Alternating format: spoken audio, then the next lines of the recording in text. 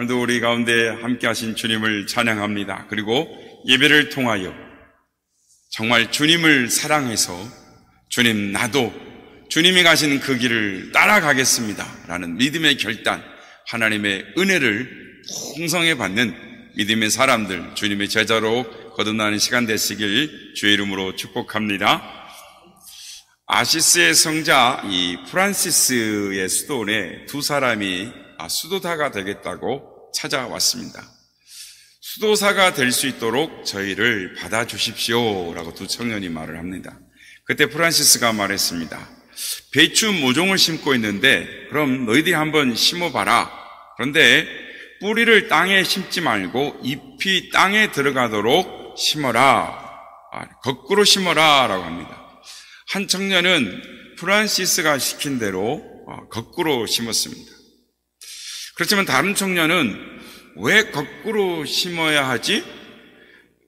채소를, 농사를 한 번도 안 지어보았나? 라고 생각하면서 배추를 바로 심었습니다.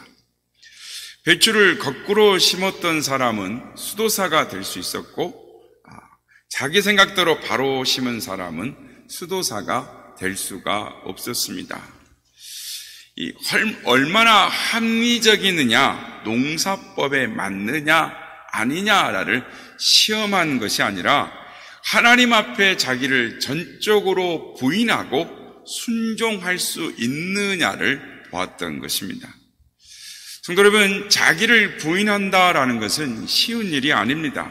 항상 자기 생각이 먼저이고 자기 중심적인 것이 우리 인간의 본연의 모습이기 때문입니다.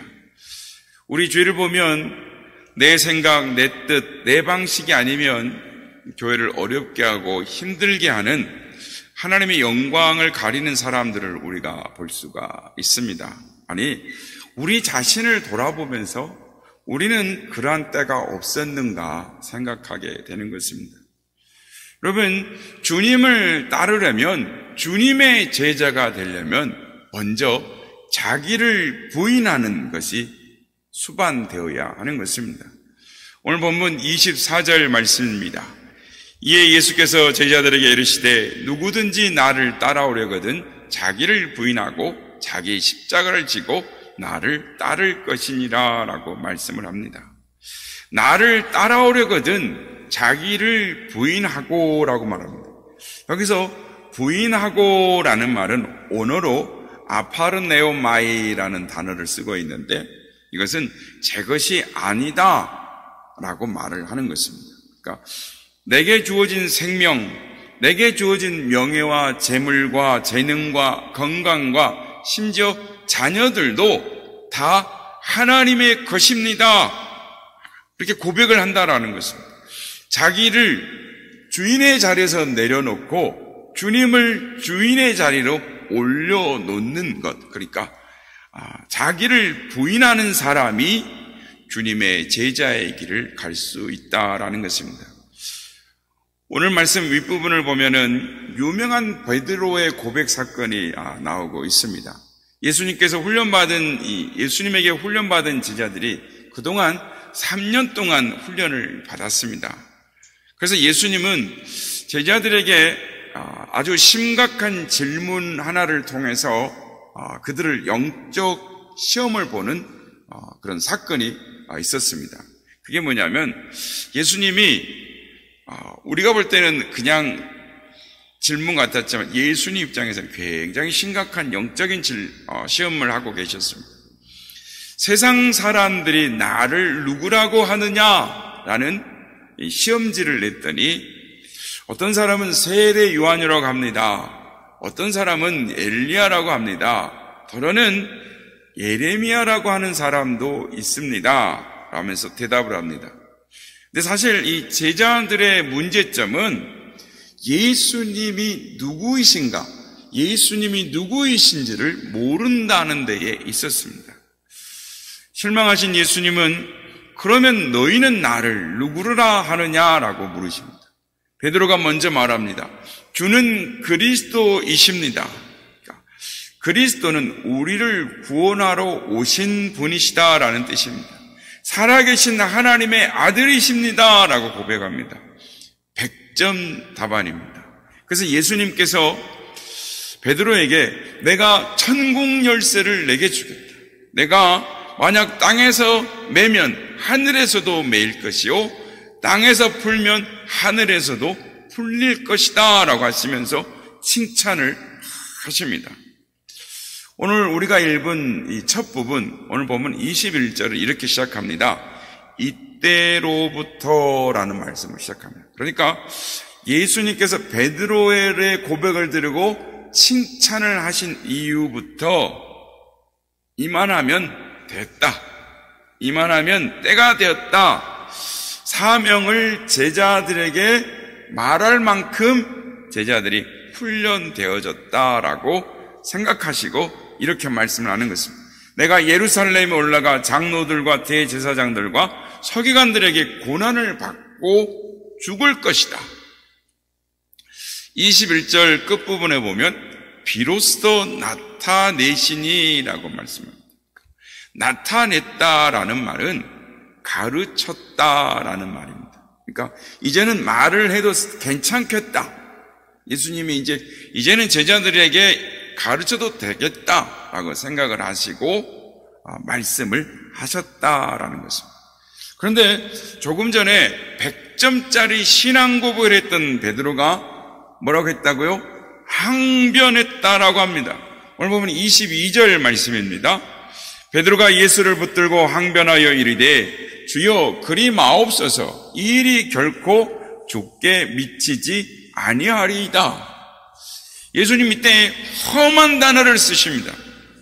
베드로에게 이르시되 사탄아 내 뒤로 물러가라 라고. 예수님이 제자들과 1대1로 쓰실 때 제자 중에 이런 단어를 쓰신 사람이 두 사람인데 하나는 베드로, 그러니까 사탄아 라고 말씀하셨고 하나는 가룟 유다입니다. 그는 마귀니라 라고 말씀을 하셨습니다. 그러니까 베드로가 모범생이죠. 그래서 목회자들은 수제자다라고 말을 합니다. 그런데 이 수제자, 즉 조금 전에 예수님의 마음을 기쁘게 하고 막 칭찬을, 하늘의 열쇠를 주겠다라고 칭찬했던 그 말을 했던 베드로의 말에 너는 사탄아, 너는 나를 넘어지게 하는 자로다, 이렇게 말씀하십니다. 예수님이 인간적으로는 베드로의 생각을 받아들이고 싶을 생각이 없지 않았을지도 모르겠다라는 조금 이렇게 추측을 해보기도 합니다. 그러나 이 상황, 그러니까 극단적인 방법이 아니면 이 상황을 극복하기 어려운 것입니다. 그러니까 가장 측근의 신앙 고백자, 수제자로 여겨서 천국 열쇠를 주겠다, 너가 매면 하늘에서도 매이고 너가 풀면 하늘에서도 풀릴 것이다 라고 말했던 예수님의 가장 측근, 그 측근을 통해서 타고 들어오는 사탄의 유혹을 예수님은 단호하게 넌 사탄이야, 물러가라 라고 말씀을 하셨다라는 것입니다. 여러분, 왜 베드로는 예수님께 항변했을까요? 왜 베드로는 예수님을 넘어뜨리려고 했을까요? 자기도 싫었기 때문입니다. 베드로는 지금 실제적으로 어떤 꿈이 있습니까? 어떤 꿈을 꾸고 있습니까?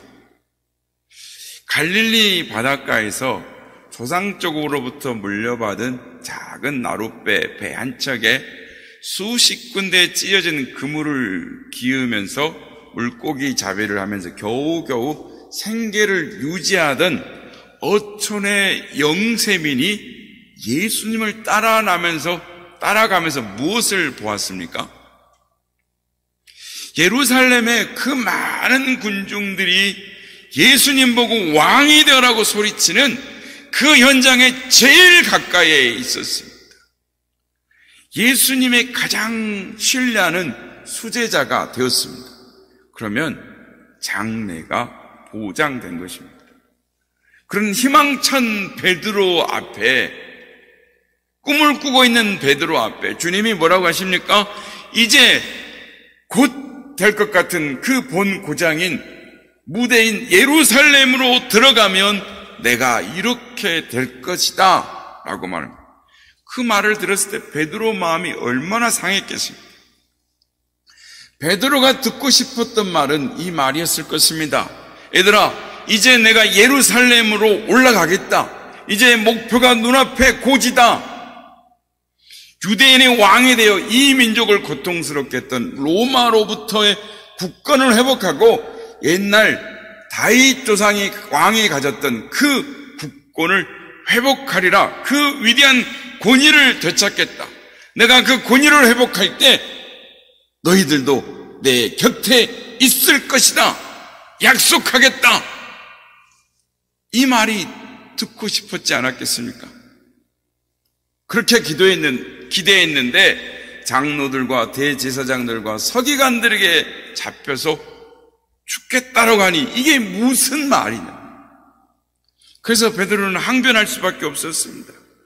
항변합니다. 그런데 예수님은 그 항변에 더 괴로운 명령을 하십니다. 24절에 보면 이에 예수께서 제자들에게 이르시되 누구든지 나를 따르려거든 자기를 부인하고 자기 십자가를 지고 나를 따를 것이니라. 나더러 십자가를 지지 말라 하지 말고 너희도 십자가를 져라 라고 말을 하는 것입니다. 여러분, 우리의 인생의 십자가는 고된 것입니다. 하나님 나라를 위해 겪어야 할, 감내해야 될 이 고난은 어떻게 지고 가야 할 것인가 참 힘든 것입니다. 저 같은 경우는 일평생 지고 가야 할 분명한 십자가가 있습니다. 그거는 어떤 어려움이 와도 끝까지 목회를 해야 한다라는 것입니다. 어느 목사님이 회의 끝에 교회에서 회의를 하다가 그냥 혈압이 올랐어요. 열을 받아가지고 그냥 너무너무 혈압이 올라와서 그냥 그 자리에서 쓰러지고 말았습니다. 교회에서 회의를 하다가 얼마나 열을 받으셨는지 모르지만 그래서 앰뷸런스를 타고 구급차에 실려 병원에 갔습니다. 그래서 이제 혈압이 이제 회복이 돼가지고 있는데 가족 중에 친척이 찾아왔습니다. 그 친척은 국내에서 좀 잘 나가는 기업의 사장입니다. 그런데 그분이 병문안을 와서 하는 말이 목사를 왜 그렇게 오래 합니까? 그만하십시오. 그 정도 했으면 됐습니다. 그리고 우리 회사로 오세요. 월급도 제대로 받지 못하는 그 목사를 왜 해요?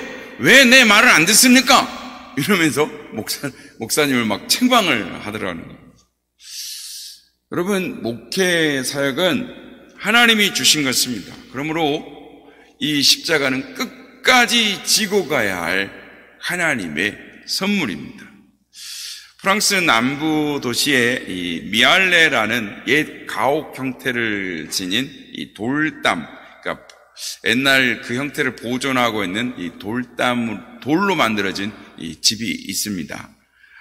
16세기 위그노, 그러니까 프랑스의 개신교의 박해 역사를 고스란히 이렇게 담고 있는 이 광야 박물관입니다. 무슨 말이냐면 박해를 피해서 이 들로 광야로 피해 다니던 이 프랑스의 개신교 위그노들이 예배를 드렸던 현장과 어떤 그 유물들을 보존하게 남겨진, 그러니까 그렇게 만들어진 박물관이 프랑스 미알레에 있는 것입니다. 당시에 교인들은, 이 개신교들은 잡히기만 하면 뼈가 부스러지고 참수형을 당해 죽었습니다. 그리고 여인들은 이 탈출이 불가능한 망대에 갇혀서 추위와 배고픔 가운데 굶어 죽어갔습니다. 그리고 남자들은 노예선으로 끌려가서 이 쇠사랑을 차고 죽을 때까지 노를 저어야 했습니다. 박물관에 이렇게 전시되어 있는, 즉 노예선에 이렇게 발견된 나무 판자가 이렇게 딱 전시되어져 있는데, 그 나무 판자에는 피골이 상접한 이 남자 노예들이 노를 젓는 그림이 그려져 있습니다. 그런데 이 판자 밑에 이런 글이 적혀 있습니다.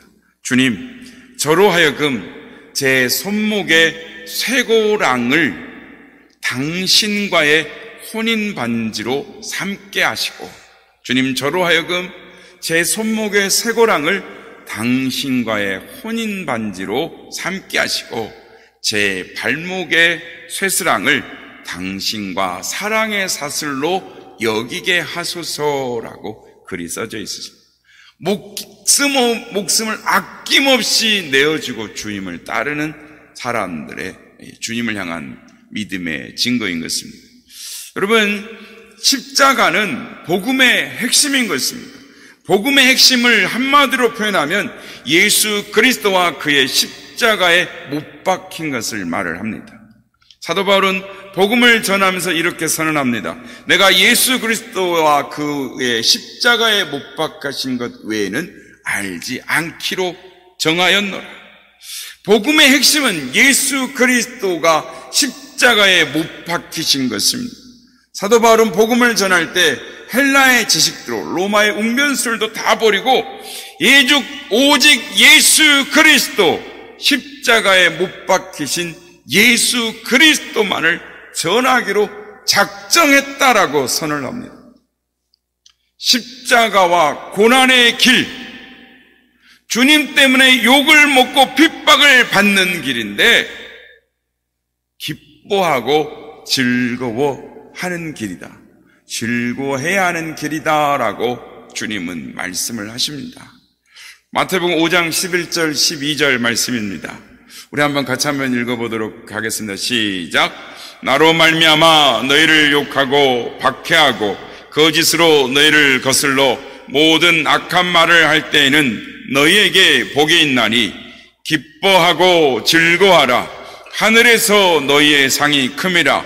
너희 전에 있던 선지자들도 이같이 박해하였느니라. 결국 주님의 제자들은 십자가의 길을 걸어야 한다라는 것입니다. 기쁘고 즐거워해야 된다.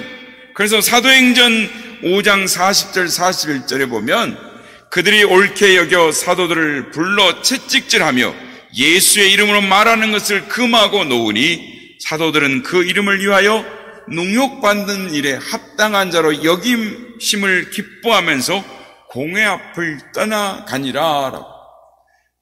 기뻐했다는, 주님 때문에 당하는 고난, 능욕을 기뻐했다라고 말하는 것입니다. 그런데 지금 우리의 모습은 어떠한가라는 것입니다. 우리 자신은 어떠합니까? 지금 우리는 말로는 십자가를 애찬하면서 실제로는 싫어하고 거부합니다. 고난과 멸시를 받기보다는 평안과 높임을 받기를 바라는 것입니다. 주님의 수제자였던 베드로는 십자가와 고난을 싫어하며 거부했습니다. 예수님의 제자들도 모두 십자가와 고난을 거부하고 주님을 버리고 도망을 갔었습니다. 저는 지금 한국 교회는 십자가와 고난의 길보다는 세속화의 길로 걸어가고 있다라고 생각을 합니다. 십자가와 고난의 길보다는 각종 프로그램과 인위적인 음악과 예배의 행사에 치중하고 있습니다. 고 방지엘 목사님의 말씀 중에 전에는 무릎을 꿇고 울면서 성령님의 지배를 받으려고 애를 썼는데 지금은 시끄러운 음악과 각종 프로그램으로 성령을 지배하려고 대든다라고 말을 안타까운 마음으로 지적을 하시곤 했습니다. 교회는 십자가의 피 소리를 중계하는 중계소인데 지금은 사람들의 소리를 중계하고 있다라는 것입니다. 한 번쯤 읽어보신 적이 있는지 모르겠습니다. 내가 왕 바리새인입니다라는 이 책을 남긴 허운석 선교사의 이야기입니다. 아마존의 인디오 부족에서 선교를 하고 있는 이 허운석 선교사님에게 이 부족들이 음식을 대접하면서 악한 사람들이죠. 독이 든 음식을 대접을 했습니다. 그래서 그 음식을 먹고 중태에 빠지고 또 남편과 자녀들도 독충에 물리고 어려운 고통의 삶을 살았습니다. 그런데 2006년 폐암 진단을 받았습니다. 그래도 이 폐암 진단을 받아도 자신을 독을 먹여 죽이려고 했던 인디오 부족들에게 찾아가서 복음을 전하려고 아마존 정글로 들어갑니다. 2010년 말기 암을 진단받았을 때 사람들이 하나님께 그렇게 헌신을 했으면 하나님께 복을 받아야지, 하나님이 고쳐주시던가 해야지 왜 암이 걸리냐고 손가락질을 합니다. 그때 혼석 선교사님이 이렇게 말합니다. 죽음과 투쟁하는 그 고통이 예수 그리스도를 덧입는 축복의 통로였다라고 고백을 하는 것입니다. 그녀가 국내에 귀국해서 한 신학대학 채플에서 이런 말을 했습니다. 지금 한국교회가 타락했습니다. 왜 그런지 아십니까? 한국의 어머니들이 너무 많이 기도했기 때문입니다 라고 말합니다. 그 말을 듣고 신학생들이 어리둥절하고 있을 때 허선교사님이 자기 욕심을 채우기 위해 기도한 죄입니다. 내 자식만 잘되게 해달라고, 내 가족만 무사 안일하게 해달라고 기도한 죄입니다. 욕심과 탐심이 있는 그 자리에 사탄이 반드시 역사하는 범입니다. 그러므로 기도하러 나와서 능력이나 은사나 축복을 구하지 말고 오로지 주님을 구하십시오. 주님, 제 자신을 부인하려는데 안 됩니다. 십자가를 지고 주님을 따르려는데 그게 잘 안 됩니다. 이것이 주님을 구하는 기도입니다 라고 말을 했다라는 것입니다. 여러분, 믿음의 사람은 어떻게 기도해야 합니까? 믿음의 사람은 주님의 십자가를 따르는 사람임을 기억하시기를 바랍니다. 이스라엘 탈무드에 하나님께서 당신에게 요청하시는 그 일을 하라. 그러면 당신은 성공자가 될 것이다 라는 말이 있습니다. 하나님께서 함께 하시면, 하나님께서 요구하시는 그 일을 하면 그 사람은 성공하는 것입니다. 하나님을 저버리고 탐욕과 욕심과 교만으로 인해 세상의 욕심을 따라 마귀를 따라가면 인생이 불행하게 끝나고 마는 것입니다. 그런 일들이 비일비재하는 것입니다. 미국의 필라델피아에 어슬레틱스라는 야구팀이 있었습니다. 그러니까 지금은 존재하지 않습니다. 이 팀이 메이저리그에서 아주 최강 팀이었습니다. 아메리칸 리그에서도 여러 차례 우승을 한 팀이었습니다. 그런데 이 야구단의 본거지가 필라델피아입니다. 근데 필라델피아는 주일에 야구 시합하는 것을 법적으로 금해놨습니다. 그런데 이 얼레스틱스의 야구팀 팀장은 주일에 시합을 해야 관객들이 많이 들고 돈을 많이 벌 거라는 거예요. 그래서 주의회를 찾아가서 주일에도 야구를 할 수 있게 해달라고 또 설득해서 법안을 통과시키고 맙니다. 결국 법안을 시켜서 주일에 야구 시합을 할 수 있게 되었습니다. 그러나 이 법안이 통과된 후에 어슬레틱스 야구팀은 한 번도 우승을 차지하지 못했어요. 최하위를 맴돌다가 결국은 파산하고 말아서 그게 메이저리그의 기록으로 증거로 남아 있는 것입니다. 신학자 토마스 아켄피스는 참고 순종하며 십자가를 지라, 그리하면 마지막에는 그 십자가가 너를 져줄 것이다 라고 말을 합니다. 지금은 비록 힘들고 어렵더라도 주님이 주신 십자가 사명을 붙들고 나가면 언젠가는 그 십자가가 나를 나되게 하고 그 십자가가 나를 승리의 길로 인도하게 될 것이다 라는 것입니다. 우리가 잘 아는 이야기죠. 어느 집사님이 십자가를 지고 가다가 그 십자가가 너무 크고 길고 무거워서 하나님께, 하나님, 이 십자가 안 지면 안 됩니까? 하나님께 기도를 했습니다. 그런데 그런 기도를 드리고 나서 꿈을 꾸게 되었답니다. 자신이 긴 십자가를 지고 가는데 너무 무거운 거예요. 거추장스러운 거예요. 그래서 너무 십자가 기니까 그거를 또 잘랐습니다. 십자가를 자르니까 괜찮아요. 너무 길던 게 조금만 끌어도 되는데. 근데 끌고 가다 보니까 너무 그것도 거추장스럽고 번거로워요. 그래서 자르고 또 잘라서 어떻게 됐느냐? 나중에는 등에 딱 맞는, 등에 짊어지기 딱 맞는 십자가를 만들었다라는. 그리고 그 십자가를 지고 길을 걸어가는데 갑자기 큰 구덩이가 나왔더라고요. 그것을 건너가려면 그 십자가를 놓고 다리를 삼아서 건너가야 하는데 가는 도중에 불편하다고 다 잘라버려 보니까 건널 수가 없는 겁니다. 다른 사람들은 십자가를 지고 와서 거기에다 얹고 건너가는데 자기는 못 건너가는 겁니다.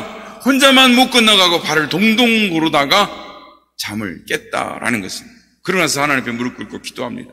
그 놀란 가슴을 쓸어내리면서 비록 내 십자가가 길고 힘들어도 내 십자가를 지고 가게 하옵소서, 이 십자가를 지고 갈 수 있는 힘과 능력을 주옵소서라고 하나님 앞에 기도를 드렸다라는 것입니다. 여러분, 우리의 삶에 십자가가 많이 있습니다.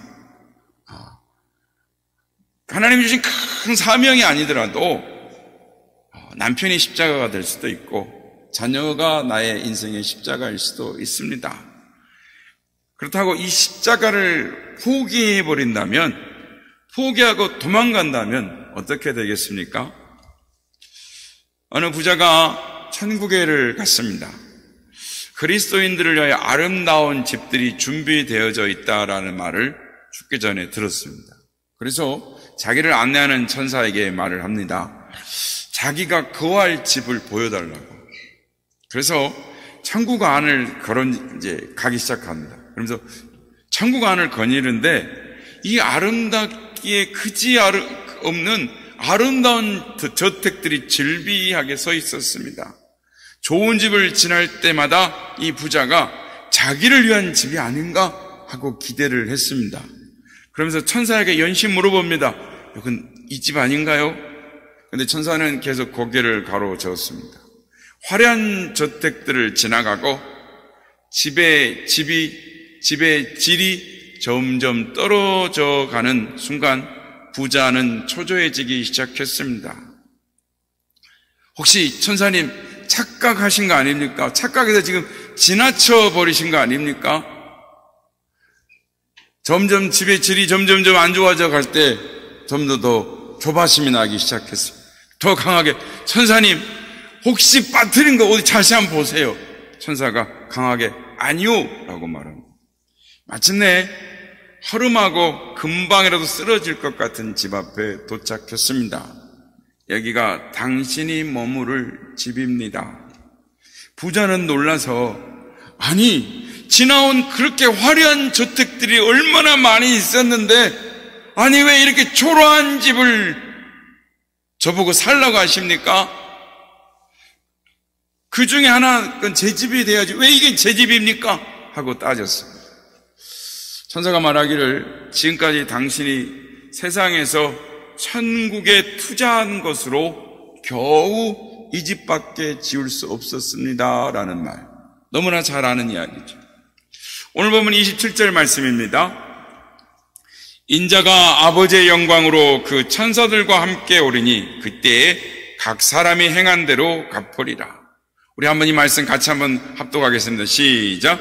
인자가 아버지의 영광으로 그 천사들과 함께 오리니 그때 각 사람이 행한 대로 갚으리라.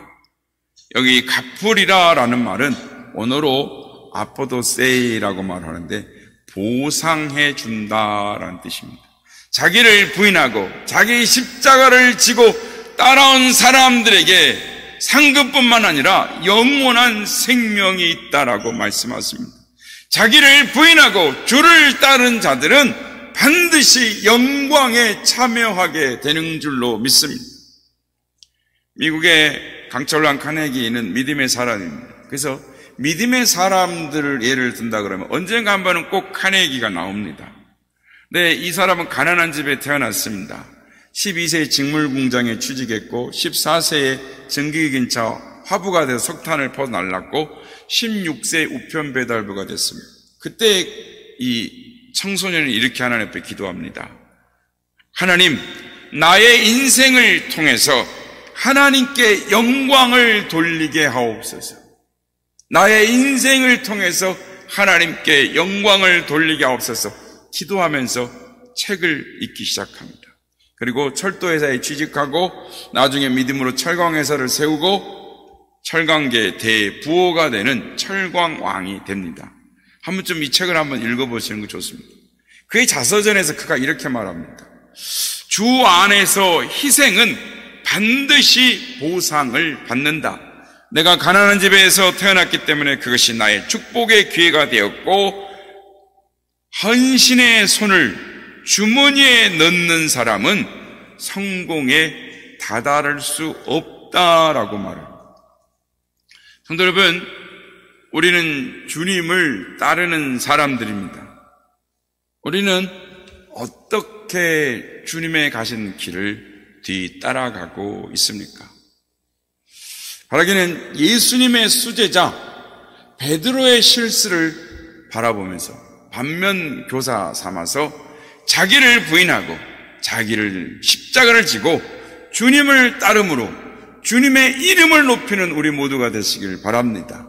그리고 어둠 속을 살아가는 영혼들을 구원하고 그들이 주님의 제자가 될 수 있도록 하나님의 영광을 드러낼 수 있도록 그런 주님의 제자의 삶, 나를 부인하고 나의 십자가를 짐으로 말미암아 영광의 주님 앞에서는 우리 모두가 다 되시기를 예수님의 이름으로 축복합니다.